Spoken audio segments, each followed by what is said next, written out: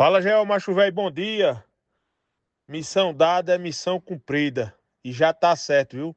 Vai eu, você, Juninho e Padre Sérgio pro Pantanal capturar aquela onça que matou aquele cidadão. A gente vai se vingar. Padre Sérgio vai levar 2 baldes de água benta para jogar na onça quando capturá-la. Eu vou levar 2 armas de espoleta, uma para mim, uma para Juninho. E eu tô aqui com arco e flecha que é para você, beleza?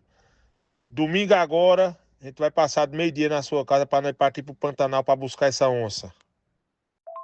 Tá no cu, Rafael, caralho. Vai você, Padre Sérgio, Julinho, Lucifer. Tu tá aí achando que eu tô com o cu dando bote, porra? Sair daqui pra ir atrás de caralho de onça, porra.